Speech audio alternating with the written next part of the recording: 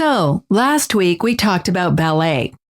As you know, ballet, classical ballet, is based on formalized movements that are very strictly measured. Specific positioning of the arms, feet, head, and body are among them. Today we'll be moving on into theatrical dance, better known as modern dance. It started evolving into being in the late 19th century. In general, audiences were excited to see this new style and approved of it. However, the dance was also seen as fairly radical for its time. Yes, Ron. How would it be radical?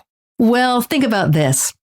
If you compare it to classical music versus modern music, the newer art forms are less standardized, more experimental, and full of improvisation. Just like back when jazz started becoming popular, many community leaders spoke out against the music style, saying that children would be led to a life of sin through listening to it. Oddly enough, those same phrases were repeated when rock and roll became a big hit among the youth. Okay, so basically this stereotype happened to modern dance as well.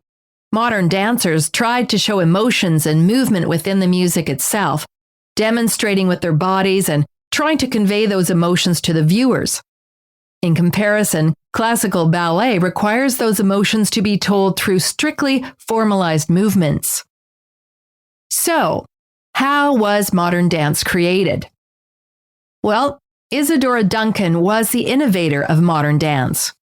She was born in 1878 and briefly studied ballet as a child. She found it too restrictive, not creative enough. She quickly grew tired of the rigorous training into forms and developed her own style called free dance. By age 14, she'd started a class to teach young children her style, organizing recitals with them. Now, her early technique was based on the natural forms of children as they run, skip, and gesture when they tell stories. It also incorporated the movements of nature, like trees swaying in the wind or stones being tumbled as a wave crashes upon them. Her gestures were expressive and emotional. While ballerinas had to wear their hair up in a tight bun, not to distract from their forms, Duncan wore hers loose and long. Instead of fluffy short skirts and painful toe shoes, she'd wear flowing tunics and would dance gracefully barefoot. And this was something audiences had never seen before, and they loved it. Now, a little interesting story about her. When she was younger but still in her career, Duncan attended a ballet concert led by the famous ballerina Anna Pavlova. Interested in knowing a dancer so different than herself, Pavlova invited Duncan to a practice as an observer.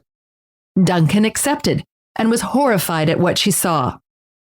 The ballerinas practiced on tiptoes for hours, and their feet were deeply bruised by toe shoes. The movements they practiced, she said, seemed painful and possibly harmful. After the practice, Duncan publicly announced that she thought ballet was a form of acrobatics, a complicated and excruciating mechanism. Now, we must know that back then, Russian ballerinas were very well loved by their people, and to see a woman dancing so unlike them really didn't play to their tastes at all. Not to mention her announcement must have rubbed them the wrong way.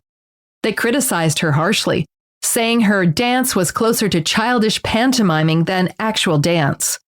Still, it didn't bother her very much, and she continued to dance for the majority of her adult life. Still, their harsh critique and her denouncing words left a deep chasm and rivalry between ballerinas and modern dancers for many years.